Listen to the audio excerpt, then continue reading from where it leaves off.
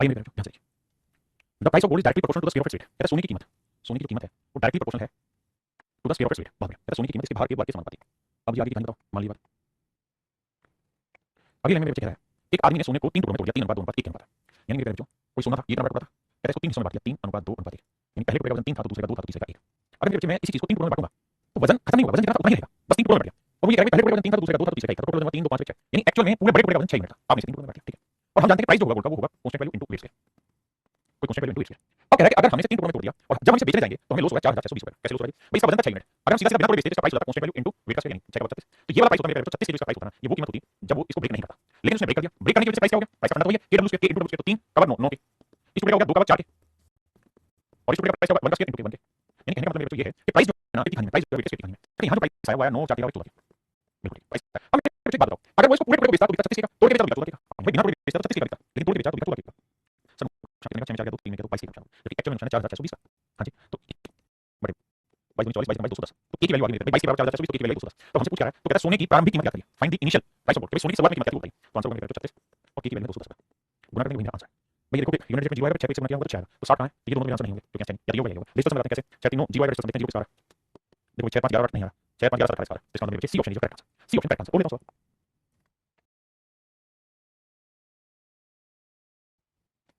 देखिए सवाल ये क्या है, एक हीरे का मूल्य उसके भार के 1 गुना अब कहता है price of diamond is directly proportional to the square of its weight. कहता है सोने के हीरे का मूल्य उसके भार के वर्ग के अनुक्रमानुपाती, हां डायरेक्ट प्रोपोर्शनल को अनुक्रमानुपाती कहता है। कहता है व्यक्ति ने मतलब प्राइस जो है वो वेट का डायरेक्टली स्केल का डायरेक्टली प्रोपोर्शनल, यानी प्राइस जो होगा वो कांस्टेंट वैल्यू इनटू वेट से होगा। अब कह रहा है कि सोना का टुकड़ा था, हीरे का टुकड़ा था, हमने 3 हिस्सों में ब्रेक कर दिया 3 अनुपात 5 अनुपात 7,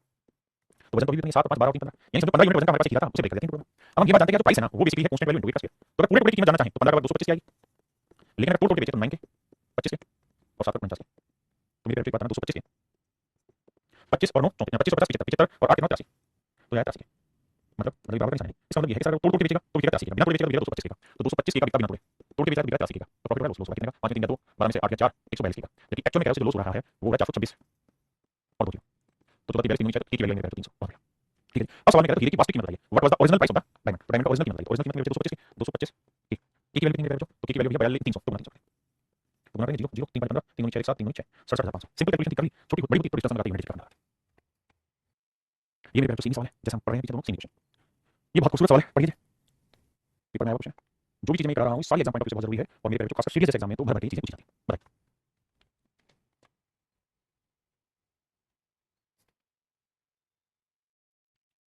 देखिए मेरे बच्चे सवाल में कह रहा है speed of steam engine is 24 kilometre per hour without any weight. कहता है बिना किसी डब्बे के एक भाप इंजन की चाल 24 किलोमीटर पर आवर रहती है। कहता है जब हम किसी भाप इंजन में 1 मिनट बनाने लगेंगे तो उसकी स्पीड होगी 24 किलोमीटर पर आवर। कोई इंजन मटर बनी जोड़ेंगे तो उसकी स्पीड होगी 24 kilometre per our. Next line में क्या है, क्या इंजन की गति में कमी, इंजन की गति में कमी अभी ऊपर की चीज हटा दो यहां से लाइन इंजन की गति में कमी डिब्बों की संख्याओं के वर्गमूल के समानुपाती है। जिस लाइन को लाइन कहते हैं उसको बड़े ध्यान से पढ़िएगा। The decrease in speed of engine is directly proportional to the square root of the number of wagons attached. यानी वो ये कह रहा है कि किसी ट्रेन में जो आप डब्बे जोड़ते हैं इंजन पे उन डब्बों की जो संख्या होगी उनके स्क्वायर रूट के प्रोपोर्शन में होगा उसकी स्पीड में कमी, यानी decrease in speed is directly proportional to the square root of number of wagons. ऐसा मैंने सवाल किया पहली लाइन ध्यान से पढ़िए जो मैंने लाइन की मतलब पहले पढ़ा तो फिर आगे बढ़ा पहले ध्यान से पढ़िए। अब मेरे बच्चे बात बताओ क्या कि डिक्रीज इन स्पीड जो है वो कांस्टेंट होगा इनटू नंबर ऑफ वैगन्स। कहता है अगर हम ट्रेन में 1 मिनट बना जोड़े तो स्पीड है 24 किलोमीटर पर आवर। अब अगली लाइन में कह रहा है 4 wagons are attached with engine speed 20 kilometre per hour. कहता है अगर हम 4 डब्बे जोड़ देते हैं कितने number of wagon number of डब्बों की संख्या, अगर हम 4 डब्बे जोड़ देते हैं तो कहते हैं स्पीड है वो 20 किलोमीटर पर आवर हो जाती है। वहां कहेंगे सर हमारे यहाँ जो डायरेक्टली प्रोपोर्शनल स्पीड है वो तो डिक्रीज इन स्पीड का है, तो मेरे बात कोई मिनट बनी जोड़ोगे तो स्पीड कितनी होगी 24 और 4 डब्बे जोड़ोगे तो स्पीड कितनी होगी 20, तो इसका स्पीड में कितनी हुई 4, इसका मतलब डिक्रीज इन स्पीड जो 4 ओके 4 का वर्गमूल में तो 2 से काट दो तो की वैल्यू है वो आई मेरे तो की वैल्यू मेरे बच्चे आप ऐसा करना। अब यहाँ के बाद आगे बढ़ते हैं जो हाईलाइट करूंगा इसको करना। तो क्या याद कीजिए यदि यह इंजन ज्यादा से ज्यादा कितने डब्बे ले जा सकता है, तो क्या बताओ ये इंजन ज्यादा से ज्यादा कितने डब्बे ले जा सकता है। Find the maximum number of wagons which are attached with engine so that engine can carry. मतलब क्या है कह रहा है ये बताओ कि इस इंजन के साथ अधिकतम कितने डब्बे जोड़े, मैक्सिमम कितने डब्बे जोड़े जा सकते हैं जो ये इंजन कैरी करेगा। तो आपने एक चीज नोटिस की और नोटिस की आपने ये सर अगर ये ट्रेन है, अगर ये ट्रेन है और ये ट्रेन पटरी पे चल रही है बड़े ध्यान से समझना, और ये ट्रेन का इंजन है भाई समझना बहुत ज्यादा ध्यान लगाना, ये ट्रेन का इंजन है। तो हो क्या है जैसे जैसे इसके साथ आप अटैच करेंगे डब्बे, जैसे जैसे इसके साथ आप अटैच करेंगे डब्बे, एक डब्बा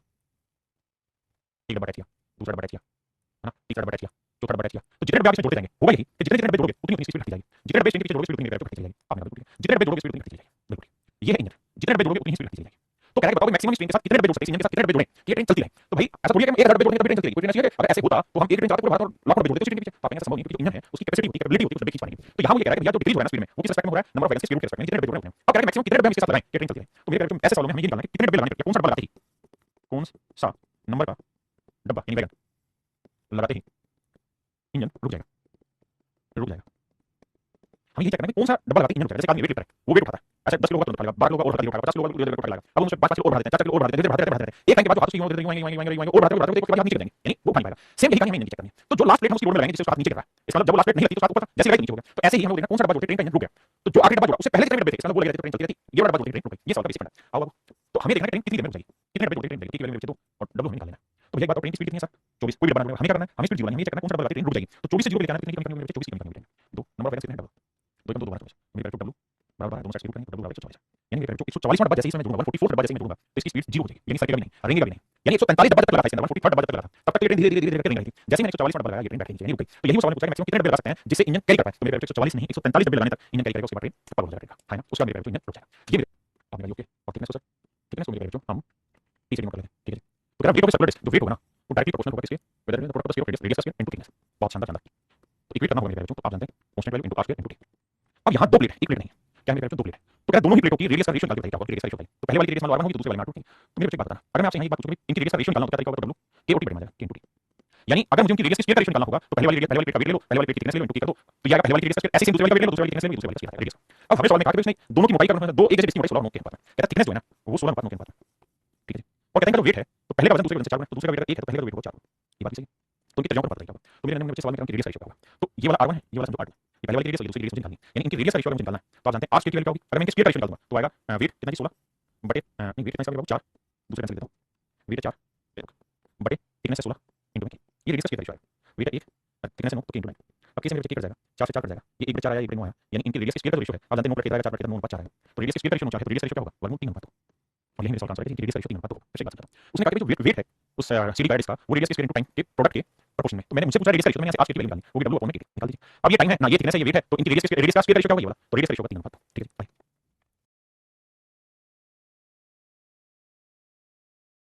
देखिए मेरे बच्चे सवाल में कह रहा है 2 क्यूब है, क्यूब जानते हो घन, तो 2 घन दिए हैं सवाल में, जैसे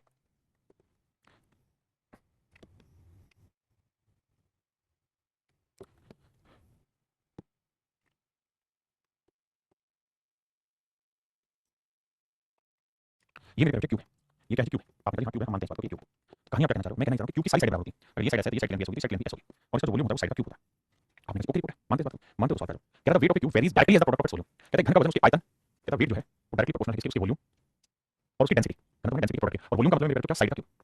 अब आखिर में मुझसे क्या पूछा what is the ratio, what is the ratio edges of the first cube and second cube. तो दोनों ही घनों के किनारों की लेंथ का अनुपात बताना है, मतलब साइड लेंथ बतानी है। तो मेरे ये weight equal to constant value into side का क्यूब अपॉन इनटू डेंसिटी। तो साइड का क्यूब निकालोगे ये आ जाएगा weight upon k into d। आपने ठीक है। अब दोनों की साइड अलग होगी, तो ये पहला क्यूब लेते हैं, दूसरा क्यूब लेते हैं। तो उनकी साइड की क्यूब लेंथ का निकालना है, तो पहले वाली की साइड आएगी कितनी, वेट पहले वाले का वेट अपॉन में k इनटू पहले वाले की डेंसिटी, दूसरे वाले का वेट अपॉन में k इनटू दूसरे वाले की डेंसिटी। मजे की बात ये हुई मेरे भाई कि हमेशा ही k कट जाना है, तो इसकी जरूरत नहीं है। अब सवाल में कह रहा है पहले क्यूब और दूसरे क्यूब की जो डेंसिटी है वो 27 16 है, तो पहले वाले की डेंसिटी 27 है तो दूसरे की डेंसिटी 16।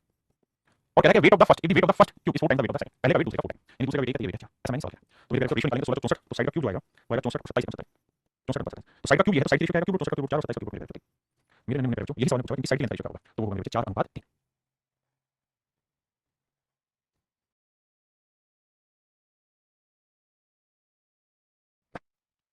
देखिए भाई सवाल बहुत बड़ा सवाल है, बहुत बड़ा समझने की कोशिश करना मेरे बच्चों। पहले हिंदी इंग्लिश में समझाऊंगा क्योंकि वहीं सब ज्यादा तरीके से समझो। चलिए देखिए सवाल में कह रहा था force needed to keep a car from skidding, कहते हैं कार को फिसलने से बचाने के लिए जो फोर्स हमें चाहिए, जो फोर्स हमें चाहिए वो किसी मोड़ पे directly with the weight of the car, वो कहता है वेट ऑफ द कार के डायरेक्टली प्रोपोर्शनल है and the speed of speed, और इसकी स्पीड के भी डायरेक्टली प्रोपोर्शनल है, यानी कि फोर्स है वो इसकी स्पीड के स्पीड के डायरेक्टली प्रोपोर्शनल है and inversely with the radius of the car, और कहता है कार की जो रेडियस है उसके इनवर्स प्रोपोर्शनल है force 1 upon radius of square, ये कहता है इनवर्सली विद रेडियस, सॉरी सिर्फ रेडियस। अब मेरे क्वेश्चन समझाता हूं, कहता था force needed to keep a car from skidding on a car varies directly with the weight of the car, car का जो वेट होगा उसके डायरेक्टली प्रोपोर्शनल है एंड स्क्वायर ऑफ स्पीड, और इसकी स्पीड के directly proportional and inversely with radius of the car, कहता है कार की जो रेडियस होगी उसके इनवर्सली प्रोपोर्शनल है। अगर ध्यान दोगे तो हम इस पूरी कहानी को लिख सकते हैं कि फोर्स जो है डायरेक्टली प्रोपोर्शनल है वेट इनटू स्पीड का स्क्वायर बटे रेडियस।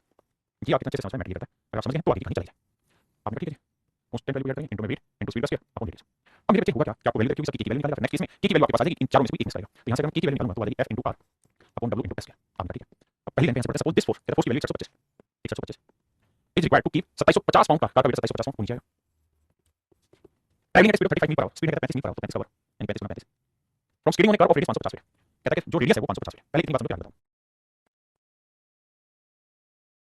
अब आपने एक चीज नोटिस की होगी यहां, और वो ये कि स्पीड जो है ना वो है मील पर आवर में, रेडियस है फीट में, ये तो चलो ये तो फोर्स है लिखा हूं मतलब वेट किसी वैल्यू को दिक्कत है नहीं। तो सर इनको सिंक करना पड़ेगा मील पर फीट बनाओ या फीट को मील बनाओ, आपको इनका फीट को मील कैसे बनाते हैं, जैसे m से भाग देते हैं तो ये बन जाएगा मील पर आवर, आपको यूनिट नहीं पता, मेरे को इतना ही मानो। अब आगे चलते हैं। अब अगली लाइन में क्या है क्या कि how much pound force is then required, कहता है कितनी फोर्स की रिक्वायरमेंट होगी, कितनी फोर्स की रिक्वायरमेंट होगी, यानी आपसे f की वैल्यू पूछना चाह रहा है कि कितनी फोर्स की रिक्वायरमेंट होगी। k की वैल्यू वाली 6125 बटे गुणा में 550 2750 गुणा 35 गुणा 35 भाई हमसे फोर्स की वैल्यू पूछी ना, तो की वैल्यू इनटू करेंगे वेट, ना इनटू वेट, तो कहता how much pound force is then required to keep a 3600 pound का, तो कहता वेट दिया 3600 पाउंड, तो इनटू 3600, बहुत बढ़िया। अब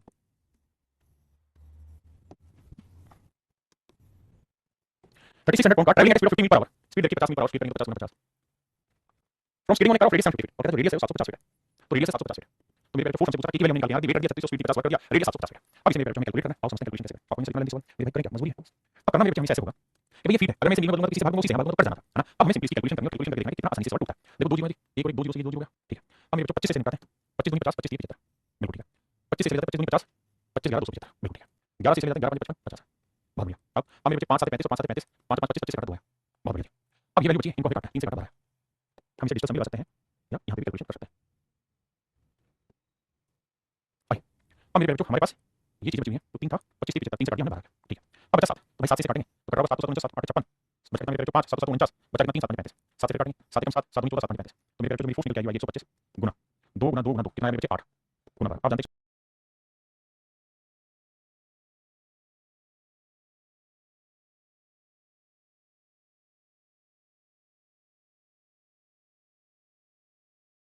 भाई बहुत बार ऐसा होगा कि ऐसा सवाल जब भी आता है तो 25 में से 24 सवाल बिल्कुल हल हो जाएगा, एक सवाल ऐसा कैलकुलेट करेगा, तो इसको समझने में तो दिक्कत दूर करनी है, बस कैलकुलेशन है, थोड़ा बहुत दिमाग लगाना पड़ेगा, बाकी सब तो चीजें कैलकुलेट बताइए, तो घबराना क्यों इसमें।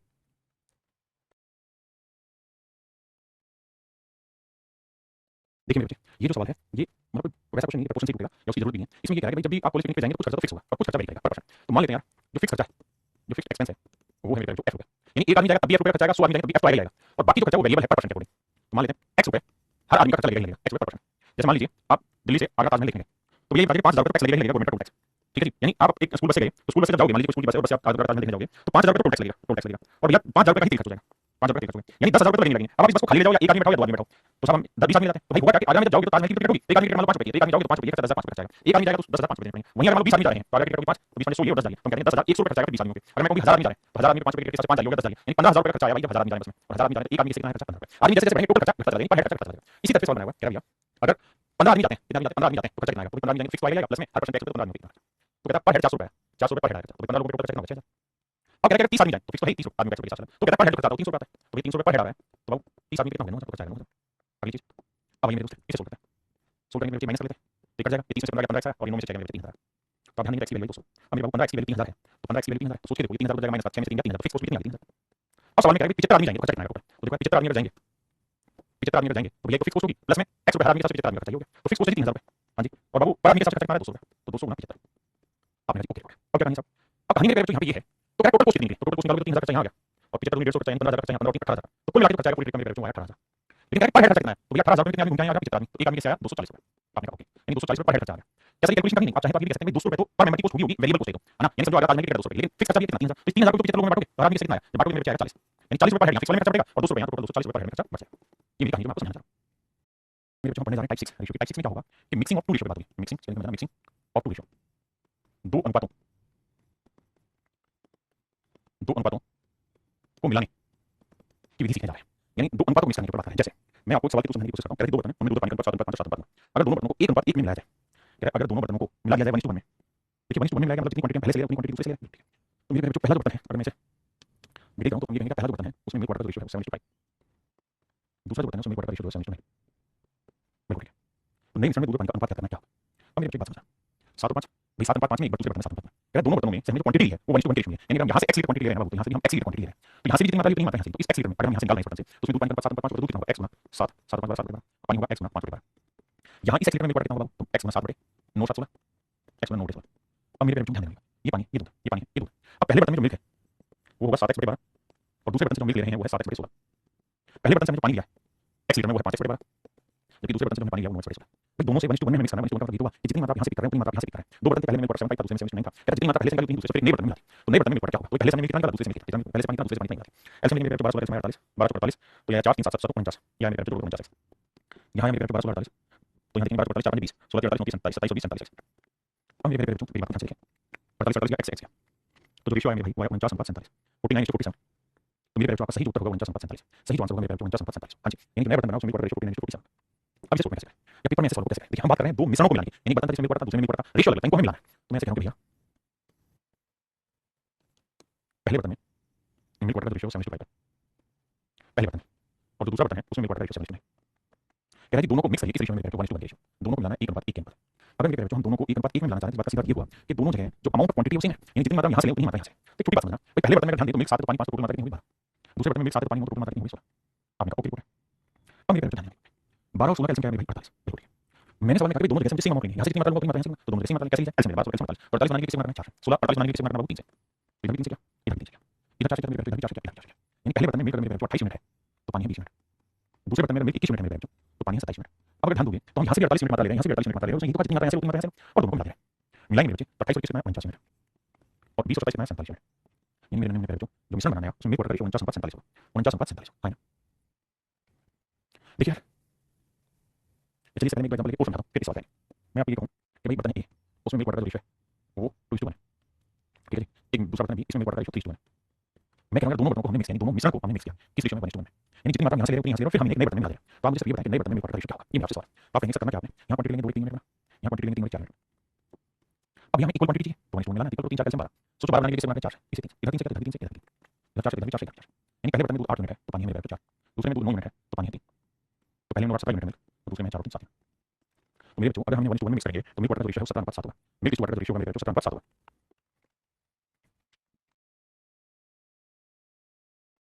देखिए भाई 3 बर्तन, तीनों बर्तनों की कैपेसिटी 10 लीटर,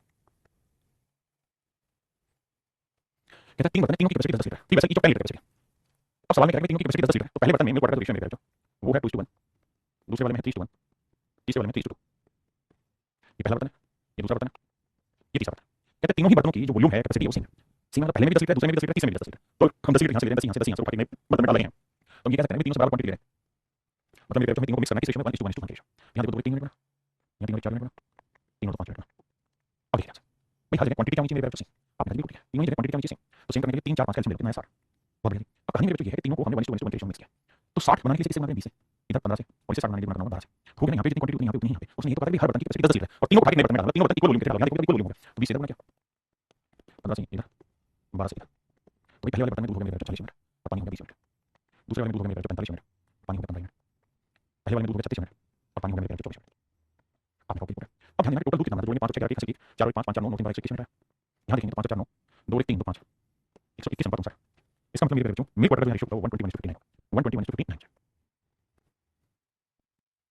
देखिए बच्चे सवाल में क्या है 3 बर्तन है 3 ग्लास ऑफ इक्वल वॉल्यूम इस सब पे फोकस करना, कहता 3 ग्लास तीनों ग्लास का वॉल्यूम इक्वल है, समान आयतन वाले 3 ग्लास इस सब पे फोकस करना, समान आयतन वाले 3 ग्लास, तो ग्लास ए बी है सी, कहता है कि इनमें एसिड वाटर का रेशियो है और 2:3, ये है 3:4, ये है 4:5। आपने कहा ओके यहाँ जोड़ मेरे 2 3 5 मिनट आया, 3 और 4 7 मिनट आया, 5 और 4 9 मिनट आया, बिल्कुल ठीक है। अब सवाल है कि तीनों का वॉल्यूम सेम है, अगर तीनों का वॉल्यूम सेम है तो इसका मतलब ये कह रहा है तीनों को मिक्स करो किस रेशियो में 1:1 यानी तीनों को बराबर मात्रा में मिलाएं। मेरे भाई इस बात को समझो कि अगर इक्वल वॉल्यूम की बात कर रहा है तीनों को बराबर बराबर मिलाना, आइए कैसे मिलाते हैं 5 7 9 कैसे मिलते हैं, तो भैया आया 5 7 35 35 9 आया,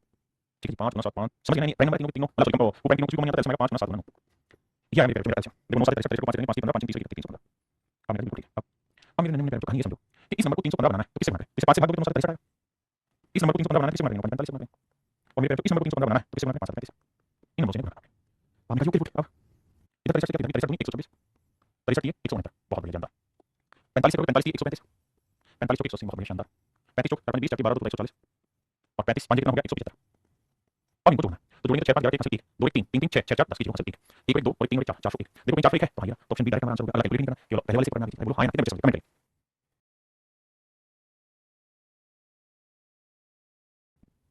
चलिए भाई हम बात करेंगे कि दोनों बर्तनों को 5 2 के अनुपात में मिलाना हो, यानी किसी रेशियो को किसी डिफरेंट रेशियो में मिलाना हो तो कैसे मिलाएं, बड़े ध्यान से मेरी बात सुनिए। मैं आपको कह रहा हूं कि मान लो यार क्या मान लो सर मैं कह रहा हूं मान लो भाई मैं आपको कहूं 5 और 7 को किससे गुणा करूं, इसे किससे मल्टीप्लाई करूं, इसे किससे मल्टीप्लाई करूं कि मल्टीप्लिकेशन के बाद जो वैल्यू निकल के आए यहां जो वैल्यू निकल के आए मल्टीप्लिकेशन के बाद यहां जो वैल्यू निकल के आए फाइनल वैल्यू का रेशियो है 2:3 है। मैं कैसे सवाल बताता हूं, मैं कहता हूं 5 को किससे गुणा करें 7 को किससे गुणा करें, अलग-अलग कोई नंबर ले सकते हैं आप ताकि जो मल्टीप्लिकेशन का रिजल्ट आए उसका रेशियो 2:3 है, आराम से 10 सेकंड सोचो खुद ही सोच के किससे गुणा करें रेशियो 2:3 है, तो जब आप दिमाग दौड़ाओगे तब आप एक चीज पाओगे क्या, इसलिए ये दोबारा इसे पहले 7 से गुणा कर दो इसे 5 से ध्यान दोगे तो ये होगा 35 और ये भी होगा 35 बराबर आ गया 1:1 में। अब सर जिस रेशियो में आप चाहे उसे गुणा करो, इसे 2 से गुणा करो 3 से, यानी इधर 2 से गुणा करोगे इधर 3 से गुणा करोगे, देखो 5 की 15 7 105 105 और यहां 7 2 17 17 17 तो 35 105। अब जब आप इसका रेशियो निकालेंगे 35 से 35 का आंसर आएगा 2:3। क्या समझने की कोशिश की मैंने आपको ये बताने की कोशिश की मेरे बाबू कि किसी भी नंबर को आप किसी भी रेशियो में कन्वर्ट करना चाहते हैं, किसी भी नंबर को आप किसी भी रेशियो में कन्वर्ट करना चाहते हैं तो सबसे पहले आपसे 1:1 करिए, फिर जिसमें आप चाहें उससे गुणा करिए, सिंपल बात। अब सवाल करते हैं देखिए चलिए भैया कह दो बर्तन ए और बी में दूध और पानी का अनुपात, दो बर्तन ए और बी इनमें मेरा जो मिल्क और वाटर का रेशियो है वो 4:5 और 5:1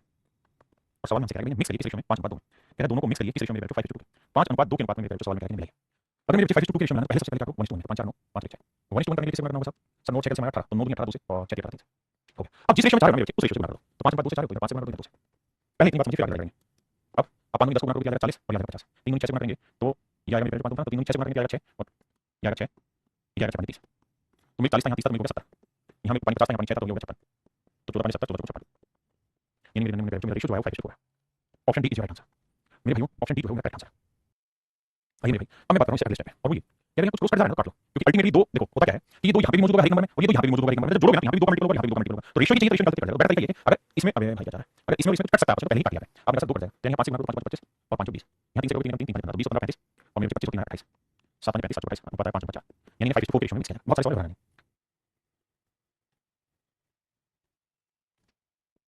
देखिए भाई हेलो एक content metal X and Y in the ratio this कहता है दो एलो है एक एलो है ए एक एलो है बी कहता है इसके अंदर मेटल एक्स और वाई इनका जो रेशियो पहले वाले में 5:2 है और दूसरे वाले में रेशियो है 3:4 3 और 4 कहता है इन दोनों को मिलाएगा किस रेशियो में मिक्स किया गया कहता है दोनों को मिक्स करना है 4:5 कहता है नया एलो बनाएगा सी जो एओडी दोनों को मिक्स करके बनाएगा और इन्हें जो मिक्स करना है वो 4:5 रेशियो मिक्स करना तो भैया सबसे पहले इक्वल करते हैं 5 2 7 4 3 7 मजा ही आ गया तो यहाँ दोनों इक्वल है ऑलरेडी तो भैया जिस रेशियो में चाहे उसको काट दो तो 4 5 5 4 4 5 चाहिए नहीं आपने कॉपी कर 4 4 4 8 4 5 20 5 20 5 15 तो मेरे नंबर 20 15 35 और 20 और 28 7 4 7 35 5 और 5 अब कह रहा है कि ये मिक्स धातु सी जो तैयार हुआ उसमें x जो है वो एलो सी में कितना परसेंट मिक्स धातु सी में x का 25 मान जाता है तो जो नई मिक्स धातु तैयार हुई कितनी मिनट चाहिए 5 और 4 मिनट और इस 9 में x क्या है तो आप कहेंगे 5 है तो कितना परसेंट यानी 9 में x 5 है तो कितना 1 होगा 11 से 1 होगा 5 होगा 55 सही 5 होगा option B is your absolute right answer मेरे ऑप्शन बी आपका करेक्ट आंसर।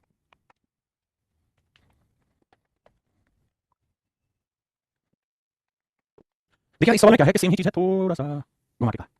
देखिए सवाल में कह रहा है 2 किलोग्राम धातु में 1/3 पार्ट जिंक है कहता है एक मेटल है 2 किलोग्राम की इस 2 किलोग्राम मेटल में जिंक जो है वो 1/3 है यानी पूरी मेटल का वेट 3 है जिंक है 1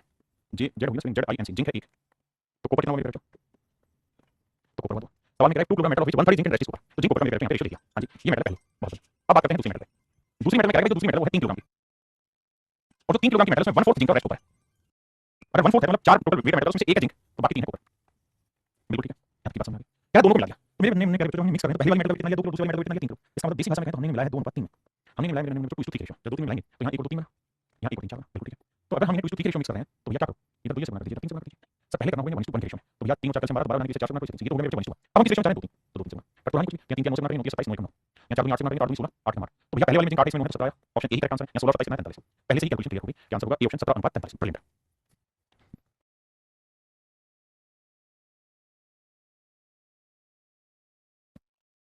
कहते हैं colour picture of blue and yellow देखिए सवाल बहुत प्यारा है is used in the ratio this if in upper half blue yellow ratio is 2:3 then in lower half देखो भाई बहुत अच्छा सवाल है पेपर में कभी भी पूछा जा सकता है आपसे सवाल में ये कह रहा है कि भैया picture let's say this is the picture ये मेरे पिक्चर पिक्चर में कह रहे हैं colour picture of blue and yellow कह रहा है दो कलर यूज करेंगे हमने ब्लू कलर यूज किया हुआ येलो कलर यूज किया हुआ blue and yellow colour is used in the ratio 4:3 यानी ब्लू कलर ज्यादा होगा और येलो कलर कम है सवाल में कहीं कह रहा है कि भैया ब्लू कलर ज्यादा है और येलो कलर कम पूरी पिक्चर में 4:3 में ठीक है अब अगले में कह रहा है अपर हाफ कहता है इस पिक्चर को दो हिस्सों में बांट दें तो ऊपर वाले भाग में ब्लू कलर का इस्तेमाल होता है और येलो पार्ट ज्यादा होता है तो कह रहा है नीचे वाले में क्या रेशियो होगा आपका बड़े ध्यान से मेरी बात सुनना मान लीजिए ये पिक्चर है इस पिक्चर के दो टुकड़े हमने कर दिया ये हो गया कर दीजिए अब कहते हैं इसके अंदर दो कलर है पूरी पिक्चर में अगर ब्लू का पार्ट 4 है तो येलो का पार्ट 3 है जबकि अपर हाफ में ब्लू कम है येलो का ज्यादा है ठीक है ब्लू कम है येलो ज्यादा मेरे पेपर में ब्लू कम है येलो ज्यादा तो कोई पिक्चर ऐसी कुछ होगी मान लीजिए समझा रहा हूं मैं तो है ना देखो भाई ये है लैंग्वेज का खेल और सवाल है जबरदस्त जिंदाबाद टाइप का ये हो गया मेरे पेपर पे येलो कलर की और ये ब्लू कलर की ये हो गया ब्लू कलर की ऐसे कोई पिक्चर बनी होगी ऐसे मेरे पेपर पे पिक्चर बनी सवाल में खुद ही कह रहा है कि जो पिक्चर बनी है इस पिक्चर में खास बात क्या है पूरी पिक्चर में ब्लू कलर और येलो कलर का रेशियो 4:3 यानी पूरी बड़ी पिक्चर में 4 यूनिट ब्लू कलर है 3 यूनिट येलो कलर जबकि जो अपर हाफ है नहीं अपर हाफ पूरे में से आधा ऊपर हिस्सा है इसमें ब्लू कलर 2 है और येलो कलर 3 है ऐसा यानी ब्लू कलर 2 है येलो कलर 3 ऐसा तो नीचे वाले में ब्लू येलो का रेशियो क्या होगा थोड़ा सा मैंने उल्टा बना दिया क्योंकि उल्टा क्यों बना दिया क्योंकि मुझे ऊपर वाले में ब्लू कम चाहिए तो ये बना दो ब्लू और येलो होगा बड़ा ठीक हो गया तो ऊपर वाले भाग में ब्लू इसलिए येलो का रेशियो है वो 2:3 जबकि पूरी पिक्चर में मेरे जो ब्लू येलो का रेशियो है वो है कितना 4:3 आराम से 10 12 15 सेकंड के लिए सवाल करिए उसके बाद की कहानी स्टार्ट होगी पहले सवाल फिर मैं आगे बताऊंगा अगर आप समझ गए हैं तो भैया दो टुकड़ों में बांट रहे हैं एक तो फुल पिक्चर फुल फोटो और एक अपर पार्ट एक मेरे लोअर पार्ट एक होगा lower part upper part lower part तो सवाल में कह रहा है पूरी फोटो के अंदर ब्लू और येलो जो है ब्लू जो है 4 यूनिट है तो येलो कलर 3 है यानी पूरी फोटो में ब्लू येलो कलर का रेशियो है जबकि अपर पार्ट में ब्लू येलो कलर का रेशियो 2:3 तो कह रहा है लोअर पार्ट में ब्लू येलो कलर का रेशियो क्या होगा ये मेरा सवाल ब्लू येलो कलर का रेशियो क्या होगा ये मेरा क्वेश्चन अब मेरे बच्चे में कुछ चीजें हटा रहा हूं समझाने के लिए गौर से ध्यान दीजिएगा देखना मेरे बच्चे देखिए अच्छा लगे क्वेश्चन है जो चीजें लगे क्वेश्चन आपको समझना चाहिए मेरे बच्चे बात करिए अगर टोटल पूरी इस पूरी फोटो में अगर 10 किलो कलर यूज हुआ है समझने के लिए अगर 10 किलो कलर यूज हुआ है मेरे बच्चे तो मैं ये कह सकता हूं कि 5 किलो तो ऊपर वाला यूज होगा भाई 5 किलो में ऐसा होगा कि येलो ज्यादा होगा और ब्लू कम यूज होगा है ना आप ये बात समझते हैं यानी पूरी फोटो में अगर 10 किलो कलर यूज हुआ है तो उसमें से 5 किलो कलर यूज हुआ है ऊपर वाले में और बाकी बचा 5 किलो यूज हुआ है नीचे वाले में अब जो 5 किलो ऊपर यूज हुआ है उसमें समझो कि ब्लू कम है येलो ज्यादा नीचे ब्लू ज्यादा होगा येलो कम ये 10 और 5 किलो नहीं इसे समझने के लिए ये पूरी फोटो में जितना कोई मिला के कलर की क्वांटिटी लगी होगी अपर पार्ट में आधी क्वांटिटी लगी होगी नीचे वाले में आधी क्वांटिटी लगी होगी मतलब अगर मैं ये कहूं ना कि भाई अपर पार्ट लोअर पार्ट और फुल फोटो अगर अगर बात करें ना तो अपर पार्ट में 1 यूनिट पेंट लगा है तो नीचे वाले पार्ट में 1 यूनिट पेंट लगा है और टोटल में पेंट लगा है मेरे बच्चों वो 2 यूनिट पेंट लगा है। ये मैं आपको समझाने की कोशिश कर रहा हूं। अगर पूरी फोटो में 2 यूनिट पेंट लगा है तो उसमें अपर पार्ट में 1 लगा है लोअर पार्ट में 1 लगा है। अब हमें जो रेशियो दिया है वो फुल फोटो का अपर पार्ट का लिखा है। इसका मतलब हमें फुल फोटो और अपर पार्ट को जो मिक्स करना है ना, फुल फोटो अपर पार्ट को मिक्स करना है वो 2:1 रेशियो में करना है। फुल फोटो का पेंट का जो क्वांटिटी होगी 2 तो अपर पार्ट में पेंट की क्वांटिटी 1 है। बिल्कुल ठीक। यहां क्वांटिटी देखें 4 3 7, यहां क्वांटिटी देखें 3 2 5 है। अब जरा ध्यान दें, पहले हमने 2 लगाकर इक्वल करेंगे 5 से गुणा करेंगे 2 से 7 से कर देंगे। अब जिस रेशियो में वो चाह रहा है उस रेशियो से 5 से गुणा कर देते हैं। तो मान लीजिए हम चाह रहे हैं 2:1 रेशियो 2 से गुणा कर दिया साहब। तो यहां 7 से 7 से करोगे तो 7 के 21 आएगा और 7 दूनी 14 आएगा। यहां 5 दूनी 10 से किया तो ये 30 आएगा और ये 10 40 आएगा। इसका मतलब जानते क्या हुआ? इसका मतलब ये हुआ मेरे बच्चे कि 5 दूनी 10 7 70। अगर 70 किलो पेंट यूज हुआ था पूरी फोटो बनाने में, ध्यान से समझना। पहला सवाल डिटेल में समझ बदल छोड़ कौन सा समझ उसका जीवन नहीं करनी। अगर पूरी फोटो बनाने में 70 किलो पेंट यूज हुआ, पूरी फोटो बनाने में 70 किलो पेंट यूज हुआ है तो उसमें से 40 किलो पेंट तो ब्लू कलर का यूज हुआ, 30 किलो पेंट येलो कलर का हुआ। जबकि अपर भाग में कितना हुआ 1 7 7 35 तो ऊपर वाले हिस्से में 35 किलो पेंट इस्तेमाल किया है तो 35 किलो पेंट में ऊपर वाले 35 किलो पेंट यूज किया उसमें से 14 किलो तो है ब्लू कलर और 21 है 21 किलो है येलो कलर। तो मेरे बच्चे टोटल 40 किलो ब्लू कलर इस्तेमाल हुआ उसमें से 14 किलो हुआ अपर पार्ट में बचा कितना 26 तो 26 किलो होगा लोअर पार्ट में। पूरी फोटो में 30 kilo yellow colour paint use हुआ 21 किलो ऊपर वाले में यूज होगा बचा कितना सर नो। तो नीचे वाले में येलो कलर नो। तो नीचे वाले पार्ट में ब्लू और येलो कलर का रेशियो मेरे बच्चे 26 अनुपात 9 होगा मेरे सवाल का सही है। 26 अनुपात 9 होगा ब्लू और येलो कलर का रेशियो दैट इज आंसर। वैसे मेरे बच्चे आप एक बात समझ सकते थे कि नीचे वाले में नेचुरल है ब्लू ही ज्यादा आना था और येलो कम, तो ब्लू यहां पे कम है यहां पे कम है यहां पे कम, तो ऑप्शन सिमेट्रिक वाइज जाते तो केवल ऑप्शन ए ही आपको जस्टिफाई कर देता। अब इसी तरह पे और सवाल ले करिए भाई।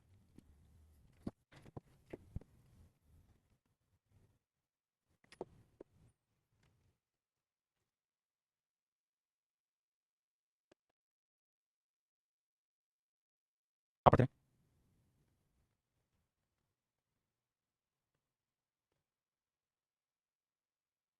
और मेरे भाई सवाल में कह रहा है ratio of land is to water on earth is 1:2। कहता पूरी पृथ्वी पर लैंड इज टू वाटर का रेशियो पूरी अर्थ पे लैंड इज टू वाटर का रेशियो है that is my dear student is 1:2। यानी सवाल में कह रहा है पूरी पृथ्वी पे अगर भूमि 1 है तो पानी का भाग दो, भूमि 1 है मेरे बच्चे तो पानी का भाग दो, ठीक है। यानी पूरी पृथ्वी पे भूमि का भाग कम है और पानी का भाग ज्यादा है। जबकि कह रहा है उत्तरी गोलार्ध में ये 2:3 है। ऐसा मैंने किया। अब मेरे बच्चे पूरी पृथ्वी पे दो चीजें, एक चीज तो है पानी, पानी ज्यादा है तो पानी, और एक हिस्सा मेरे बच्चे भूमि का, तो ग्रे कलर में या इस कलर में मैंने शो कर दिया है। तो पूरी पृथ्वी पे पानी है और भूमि है। सवाल में कह रहा है पानी का पार्ट ज्यादा है और भूमि का पार्ट नीला नीला जो है पानी है, भूमि का भाग है 1। जबकि कह रहा है कि उत्तरी गोलार्ध जो नॉर्दर्न हेमिस्फीयर है उसमें लैंड इज टू वाटर का रेशियो 2:3। ये मेरे बहुत सारे बच्चे जानते होंगे कि पूरी पृथ्वी को हम दो हिस्सों में बांट दें बीचों बीच, तो ये कहलाता है मेरे बच्चे क्या नॉर्दर्न हेमिस्फीयर, ये कहलाता है नॉर्दर्न हेमिस्फीयर उत्तरी गोलार्ध, और ये कहलाता है साउदर्न हेमिस्फीयर दक्षिणी गोलार्ध। आपने कहा ठीक है, एक नॉर्दर्न हेमिस्फीयर एक साउदर्न हेमिस्फीयर। बहुत अच्छा। तो कह रहा है बताओ कि साउदर्न हेमिस्फीयर में यानी दक्षिणी गोलार्ध में तो हुआ पृथ्वी का उत्तरी गोलार्ध तो दक्षिणी गोलार्ध का रेशियो क्या होगा, साउदर्न हेमिस्फीयर में लैंड इज टू वाटर का रेशियो क्या होगा। पहले आप इतनी बात पढ़िए, सवाल को इमेजिन करिए, फिर मैं सवाल को डिटेल में लेने की कोशिश करूंगा। अभी सिर्फ समझाने की कोशिश की सवाल क्या है एक बात कोशिश करिए। आइए बाबू। हां अब मेरे बच्चे एक बात तो समझते होंगे कि जितना एरिया नॉर्दर्न हेमिस्फीयर का होगा उत्तरी गोलार्ध का होगा उतना ही एरिया साउदर्न हेमिस्फीयर का होगा। अगर नॉर्दर्न हेमिस्फीयर का एरिया 1 यूनिट है तो साउदर्न हेमिस्फीयर का एरिया 1 यूनिट होगा। एरिया का मतलब है टोटल है जिसमें पानी भी है और धरती भी है, मतलब भूमि और पानी दोनों है, भूमि पानी दोनों है। तो मेरे बच्चे जितना एरिया नॉर्दर्न में होगा उतना ही साउदर्न में। भाई ये लाइन जो होती है बीच में समुद्र कहते हैं इक्वेटर कहते हैं, ये तो पूरा एरिया में बांटती है पृथ्वी को। तो इसका मतलब पूरी पृथ्वी का एरिया है वो कितना होगा, तो ये कितना होगा। तो मेरे बच्चे पूरी अर्थ का जो एरिया है अगर वो 2 यूनिट है तो नॉर्दर्न हेमिस्फीयर का एरिया कितना होगा 1 यूनिट। ये है मेरे बच्चों एरिया का रेशियो, एरिया का रेशियो। जबकि यहां मैं कह रहा हूं कि भाई पूरी पृथ्वी में लैंड 1 यूनिट है तो पानी 2 तो पूरी पृथ्वी का एरिया 3 यूनिट। यहां मैं कह रहा हूं कि नॉर्दर्न में भूमि 2 है तो पानी 3 तो पूरी पृथ्वी का एरिया 5 यूनिट। अब मेरे बच्चे मैं कह रहा हूं कि भूमि का एरिया पूरी पृथ्वी का एरिया पूरा एरिया कितना है नॉर्दर्न का, जबकि एक्चुअल में होगा ये अर्थ का डबल होगा नॉर्दर्न का सिंगल, 1 2 पानी होगा। तो किसी भी अनुपात में बांटने से पहले क्या करेंगे इक्वल, इसे 5 से गुणा करेंगे, इधर मेरे बच्चे 3 से, तो ये हो गया मेरे बच्चे इक्वल 1:2। अब किस रेशियो में चाह रहे हैं 2:2 तो 3 से करेंगे तो 3 3 9 आया 3 नीचे आया। यहां 5 10 से गुणा करें तो 10 20 आया और 10 10 आया। इसका मतलब ये हुआ मेरे भाई पूरी पृथ्वी पे अगर 10 यूनिट भूमि है तो उसमें से 6 यूनिट नॉर्दर्न हेमिस्फीयर में, बचे कितने 4 यूनिट साउदर्न में। पूरी पृथ्वी पे 20 यूनिट पानी है तो उसमें से 9 यूनिट पानी हुआ पानी, सॉरी 20 यूनिट पानी है पूरी पृथ्वी में तो उसमें से 9 है नॉर्दर्न हेमिस्फीयर, तो बचा कितना 11 यूनिट होगा साउदर्न हेमिस्फीयर में। दक्षिणी गोलार्ध में 11 यूनिट होगा। यानी साउदर्न हेमिस्फीयर में लैंड इज टू वाटर का रेशियो होगा मेरे 4 अनुपात 11 होगा। यही मेरे सवाल का सही जवाब। आराम से समझो, फिर आगे बात करें।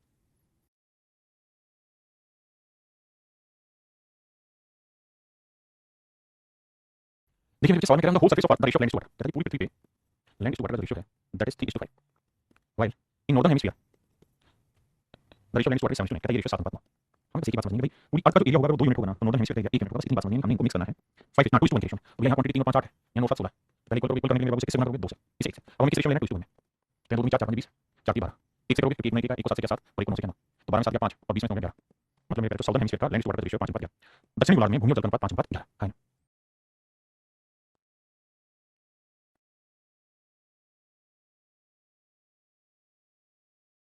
देखिए मेरे बच्चे ये सवाल जो आपने पढ़ा है ना उससे भी एक कदम ऊपर का क्वेश्चन है, यानी यहाँ एक स्टेप कैलकुलेशन का और है। पहले सवाल को समझाता हूं फिर आगे चर्चा करेंगे। सवाल में कह रहा हूं the whole surface of earth the ratio of land and water is 1:2। पूरी पृथ्वी पे भूमि और जल का अनुपात यानी लैंड इज टू वाटर का रेशियो पूरी पृथ्वी पे वो 1:2 होल अर्थ पे आप ठीक है। जबकि कह रहा नॉर्दर्न हेमिस्फीयर में उत्तरी गोलार्ध में लैंड इज टू वाटर का रेशियो 2:7 2 अनुपात 7 2 1 3 7 2। और हम ये बात जानते हैं कि पूरी अर्थ का एरिया 2 यूनिट होगा तो नॉर्दर्न हेमिस्फीयर का एरिया होगा 1, यानी मिक्स करना है 2 अनुपात 1 नीचे का पढ़ो बस यहां तक पढ़ो इससे आगे मत बस यहां तक। तो मैं आपसे कहूंगा साउदर्न हेमिस्फीयर में लैंड इज टू वाटर का रेशियो क्या होगा, तो मेरे किसी रेशियो में कन्वर्ट करना पहले इक्वल करते हैं, इक्वल करने से 3 से करेंगे 6 हो गया। अब जिस रेशियो में चाह रहा हूं 2 से गुणा करो 1 से, तो 3 नीचे 6 12 6 कम 6 1 1 से गुणा करोगे तो 2 आएगा और यहां 7। तो मेरे पूरी पृथ्वी पर 6 किलोमीटर भूमि है तो उसमें से 2 किलोमीटर नॉर्दर्न हेमिस्फीयर में है तो साउदर्न में कितनी 4। पूरी पृथ्वी पर 12 यूनिट 12 गिलास पानी तो उसमें 7 गिलास पानी साउदर्न नॉर्दर्न में, साउदर्न में कितना 5। अब पहले इतनी बात पढ़ी फिर आगे बताएं। इतनी बात से पहले पढ़ा कि सर साउदर्न हेमिस्फीयर में जो साउदर्न हेमिस्फीयर है उसमें मेरे कहते लैंड इज टू वाटर का रेशियो 4:5 आपने कहा पहले पढ़ा एक स्टेप कैलकुलेट किया। अब इस आगे की बात पढ़ें। कहता दक्षिणी गोलार्ध के आधे क्षेत्र, कहता साउदर्न हेमिस्फीयर का हाफ कर दिया, तो साउदर्न हेमिस्फीयर के फर्स्ट हाफ में कहता लैंड इज टू वाटर का रेशियो 3 अनुपात 2, तो कहता जो सेकंड हाफ बच गया उसमें लैंड इज टू वाटर का रेशियो होगा। यानी साउदर्न हेमिस्फीयर में जैसे उत्तरी गोलार्ध नॉर्दर्न हेमिस्फीयर ये साउदर्न हेमिस्फीयर। अब कहता है इसका आधा कर दें तो पहले वाले आदमी में ये चीज है तो दूसरे वाले आदमी में क्या चीज होगी पूछा। तो मेरे बाबू हमें बात पता है कि भैया साउदर्न हेमिस्फीयर के एरिया 2 यूनिट होगा तो उसके हाफ का फर्स्ट हाफ का एरिया हो जाएगा 1, यानी आपने मिलाना है 2 अनुपात 1 में, तो 4 और 5 9 3 और 2 5 बिल्कुल ऐसे लोग आइए पहले वाली स्टोरी में करेंगे तो 5 से करना से अब किस रेशियो चाहिए 2 1 2 से 1 तो यहाँ 9 का 9 2 18 9 3 27 यहाँ मेरे 5 10 5 50 और 10 तो 40 तो 40 में 27 का 13 घूमिए और 50 में से 18 गया तो 32 मिनट पाए यानी मैं कह सकता हूँ साउदर्न हेमिस्फीयर में लैंड टू वाटर रेशियो 13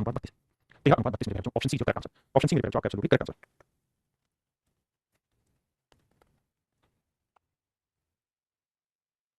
आइए मेरे बच्चे